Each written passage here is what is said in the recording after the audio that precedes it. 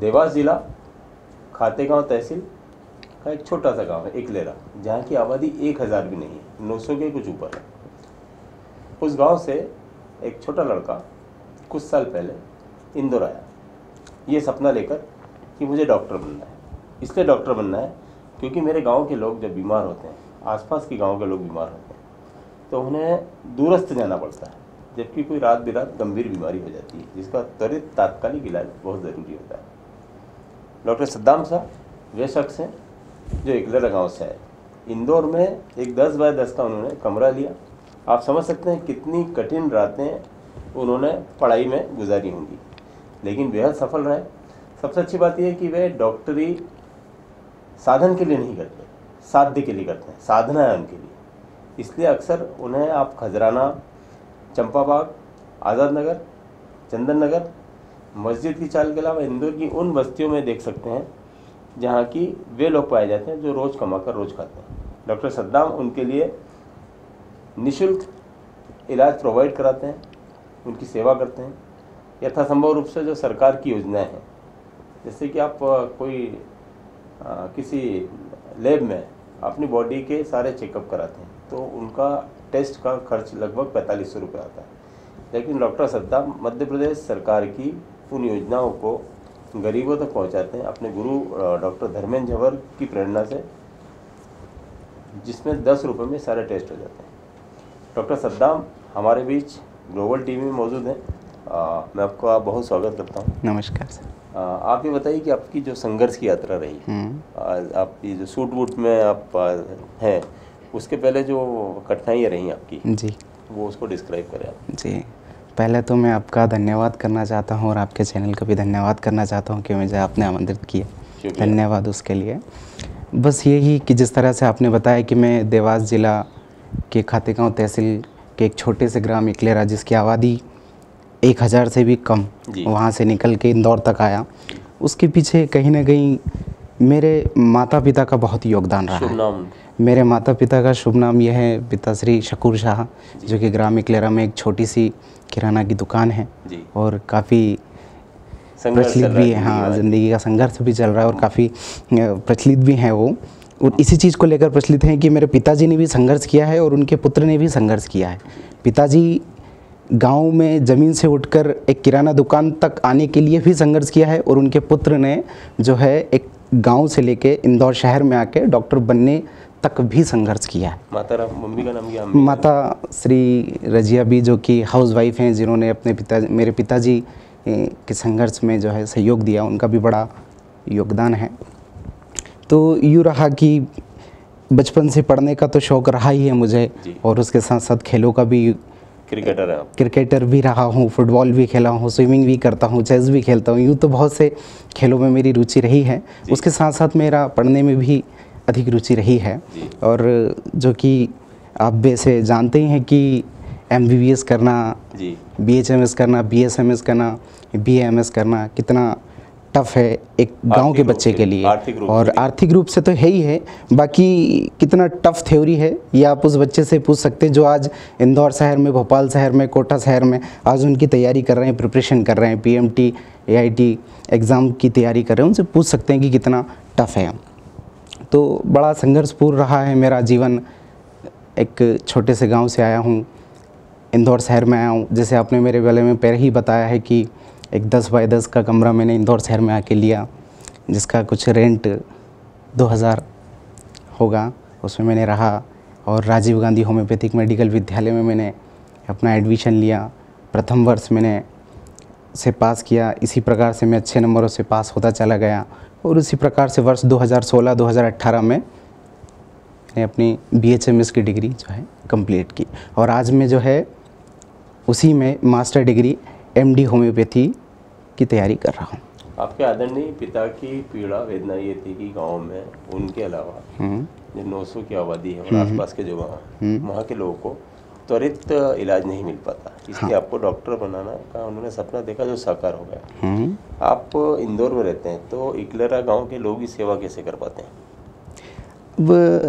ये तो आप जानती हैं कि मेरा गांव ही नहीं, मध्य प्रदेश में कई ऐसे गांव हैं जहां पे आज बेसिक प्राइमरी स्वास्थ्य की समस्याएं से जूझ रहा है, जहां पे प्राथमिक उपचार नहीं मिल पाता है और सही उपचार भी नहीं मिल पाता है। नहीं, आपका क्या योगदान है गांव के लिए डॉक्टर? मेरे लिए गांव का ये योगदान रहा कि मैं गांव का पहला डॉक्टर हूं जी। मेरे गांव के लिए मैं सबसे पहला डॉक्टर हूं। जो सेवा कैसे दे रहे हैं आप? मैं सेवा उसी प्रकार से कि अब आज की दुनिया में, सोशली दुनिया में तो हम बहुत स्मार्ट हो चुके हैं हम, जो कि कहीं पे भी हमारे गाँव का कोई व्यक्ति मेडिकल पे जाता है और कहता है डॉक्टर साहब ये मुझे समस्याएं हो रही है और आप इस तरह से दवाइयाँ बता दो, तो बस उसी तरह हम आज व्हाट्सअप कर देते हैं या फिर फ़ोन पे मेडिसिन एडवाइस कर देते हैं फार्मासिस्ट को। इंदौर से कितना किलोमीटर दूर है आपका गांव? लगभग 130 किलोमीटर। अच्छा, आप एक महीने में कितने बार वहाँ सेवा देने जाते हैं?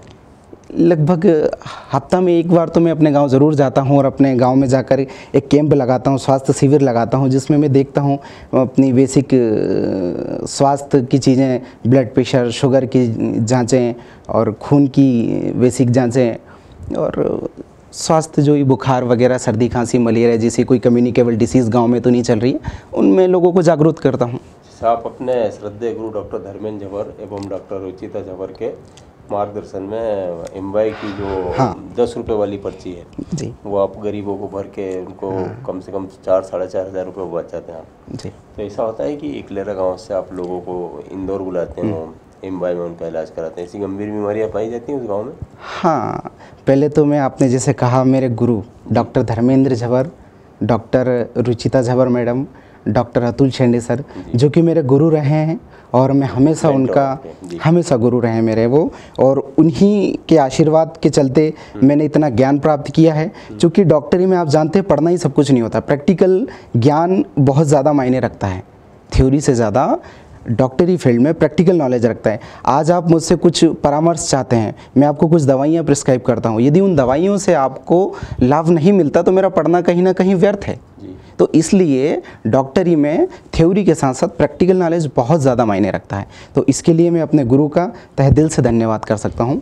और जो कि आपने पूछा है कि क्या पूछा, ये आपके जो 3 मेंटर हैं, हाँ, सवाल ये है कि इसके अलावा इंदौर में एक ऐसा कोई परिवार, ऐसा व्यक्ति जिसने आपको कभी होली की, दीपावली की, ईद की, क्रिसमस डे की, हमारे जो भी राखी त्यौहार होते हैं, जो कि आप एक बहुत उत्सवी आदमी, किसी धर्म को नहीं मानते, आप इंसानियत को मानते हैं जी, तो इन चीज़ों की कमी महसूस न होने दी, वो कौन है जो आपको हमेशा याद आते हैं कि इन्होंने मेरा बहुत साथ दिया? चूँकि मेरा एक मित्र हैं, मेरे बड़े भाई हैं, मेरे पिता समान मैं उनको कह सकता हूँ, गौरी शंकर दुबे जी। और जो है गौरी शंकर दुबे जी, और मैं उनकी पूजनीय माता जी, उनका तहे दिल से धन्यवाद और करना चाहता हूँ कि जिन्होंने मुझे अपने घर जैसा प्यार मुझे यहाँ दिया।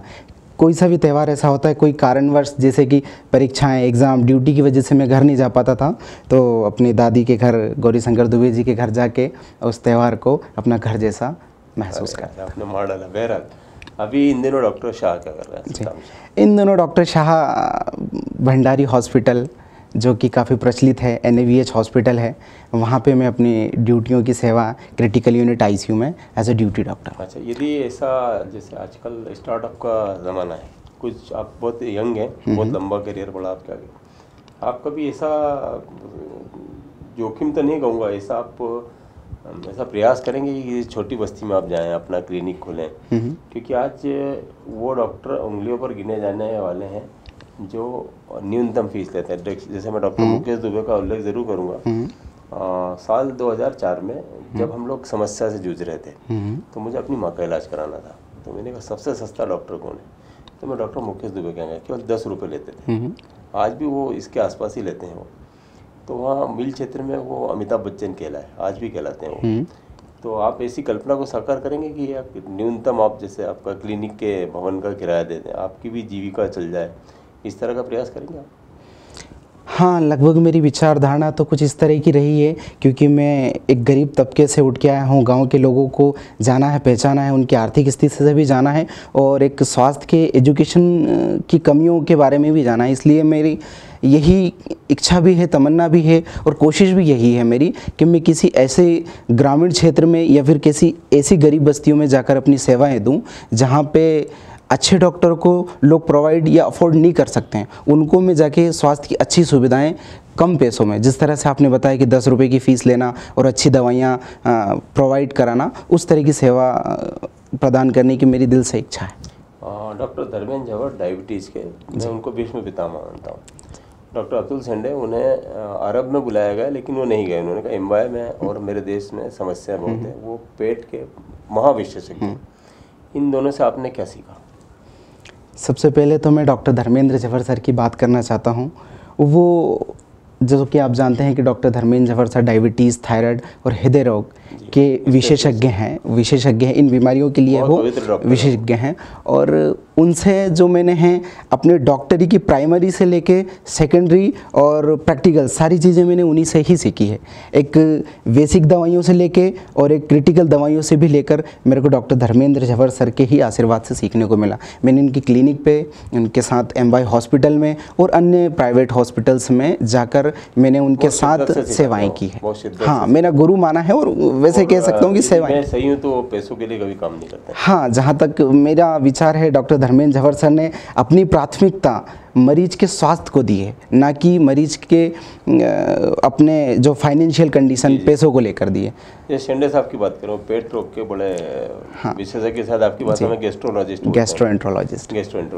तो इन दोनों ने आपको जो सिखाया है, निश्चित रूप से आप ऐसे मरीजों को देखेंगे, उनको लाभ पहुंचाएंगे। हाँ, डॉक्टर अतुल शेंडे साहब जो कि आप जानते हैं कि पेट रोग के बहुत बड़े डॉक्टर हैं, इंदौर ही नहीं, हिंदुस्तान ही नहीं। हाँ, शेख जायद ने उनको एक पत्र पहुंचाया था। वही चीज़ मैं आपको बताना वही चीज़ मैं आपको बताना चाह रहा हूँ कि डॉक्टर अतुल शेंडे सर इंदौर ही नहीं, मध्य प्रदेश ही नहीं और हिंदुस्तान ही नहीं, बल्कि विदेशों में भी उनको जाना जाता है पेट रोग के लिए। अमेरिका, सऊदी अरब जैसी कंट्रियों में, कहीं ऐसी विदेश कंट्रियों से उनको ऑफ़र आए हैं कि आप आइए और हमारे जो है गैस्ट्रोएंटरोलॉजिस्ट डिपार्टमेंट में जो है आप पेशेंट देखिए। पर डॉक्टर अतुल शेंडे सर एक शिद्दत से और ईमानदारी से जो है अपने मरीज को देखते हैं, और बड़ी ईमानदारी और पवित्रता से अपने मरीज के साथ जो है डिसीज़ को लेकर, बीमारी को लेकर जो है रिलेशन बनाते, जो कि आजकल बहुत देखने में कम मिलता है कि एक मरीज का जो है रिश्ता डॉक्टर से नहीं मिल पाता है, अंडरस्टैंडिंग ही नहीं हो पाती है। पर आप डॉक्टर अतुल शेंडे सर से परामर्श लेने जाएंगे तो आप ऐसा महसूस करेंगे कि ये मेरे एक मित्र हैं, जिनको मैंने अपनी सारी समस्याएं खुल के बता दी, और अब निश्चिंत रूप से मैं ठीक हो जाऊंगा। और वो पेट के काफ़ी बड़े डॉक्टर हैं और बहुत विशेषज्ञ भी हैं, और उनका काफ़ी नाम भी है जो आप जानते हैं इंदौर शहर में। जी, मुझे आपसे एक व्यक्तिगत सवाल करना चाहिए। आप बड़े डॉक्टरों के सानिध्य में रहे हैं, वो आपके गुरु रहे हैं। भारत और खासकर इंदौर डायबिटीज़ की राजधानी क्यों बन रहा है, और लोगों को पेट से संबंधी बीमारियों की समस्या क्यों है, क्या वजह है, और इनसे निदान का क्या कारण करना चाहिए? अच्छा, देखो, डायबिटीज़ और पेट की समस्या दोनों का कहीं ना कहीं अगर मुख्य रूप से कारण देखा जाए, हाँ, दोनों बीमारियों का मुख्य रूप से अगर रिलेशन देखा जाए, बीमारी उत्पन्न होने का अगर रिलेशन देखा जाए, तो कहीं ना कहीं खान पीन, रहन सहन, अपनी दिनचर्या कहीं ना कहीं महत्वपूर्ण योगदान है। आज की भागदौड़ भरी ज़िंदगी में हम देखते हैं अनियमितता, समय पर खान पीन, समय पर सोना, पर्याप्त नींद लेना, सही खाने का चुनाव, ये कहीं ना कहीं हमारी बीमारियों का मुख्य कारण बनता चले जा रहा है, जिसमें डायबिटीज़ आज मुख्य रूप से मध्य प्रदेश, हिंदुस्तान और हमारी जो है इंडिया की पहचान बनती चली जा रही है कि एक डायबिटिक जो है हिंदुस्तान में जो है मरीजों का जो है ग्रोथ रेट बहुत ज़्यादा बढ़ते चले जा रहा है। उसका कहीं ना कहीं कारण खान पीन। अच्छा, जैसे अभी मैंने राज्यसभा के एक सांसद है, उनका नाम मुझे याद नहीं जी, उन्होंने कहा कि ये जो वर्ल्ड हेल्थ ऑर्गेनाइजेशन है, WHO, तो इन्होंने साइकोलॉजिकली इन्होंने एक भ्रम पैदा किया है कि यदि आपने भोजन किया है उसके बाद आप शुगर का मापन करते हैं तो 140 के ऊपर नहीं होना चाहिए, और यदि आपने भोजन नहीं किया तो वो 80 से 110 के बीच होना चाहिए। लेकिन मूल रूप से ये खाना खाने मतलब भूखे पेट 140 होना चाहिए और खाना खाने का 200 तक होना चाहिए। तो ये भ्रम है या डॉक्टरों के खिलाफ साजिश? नहीं, इसको हम भ्रम नहीं कह सकते। जो साइंटिफिकली हम जो है शुगर का नॉर्मल लेवल हम मानते हैं कि खाली पेट 80 से 100 के बीच में, और खाना खाने के बाद जो है 100 से लेके 120 या 130 तक हम जो है नॉर्मल उनको मात्रा में मानते हैं। अच्छा, ये नहीं वो गलत बात। बहरहाल ये दोनों बीमारियां, पेट जनित और डायबिटीज़, और ख़ास करके आजकल बच्चा जो है उक्त रक्तचाप और निम्न रक्तचाप इसका शिकार होता जा रहा है। जब ये इनको मालूम चलता है तो इसमें कमबैक किया जा सकता है, नॉर्मल हुआ जा सकता है, कैसे हुआ जा सकता है? हाँ, जैसे डायबिटीज़ की हम बात करें तो शुरुआती स्टेज में अगर हम डायबिटीज़ के लक्षणों को जान लें, पहचान लें और उसका सही समय पे हम पता लगा लें कि हमको डायबिटीज़ की हम प्रथम चरण पे हैं, तो हम हमारी दिनचर्या, लाइफस्टाइल, खान पीन में चेंजेस लाकर कहीं ना कहीं हम दवाइयों के साथ साथ ही हम अपनी जो है डायबिटीज़ को कंट्रोल रख सकते हैं, कम मात्रा की दवाइयाँ लेके। क्योंकि आपने मुझे एक बहुत सम्मान स्वरूप एक बहुत बड़ी उपाधि दी है, परिवार का व्यक्ति माना है।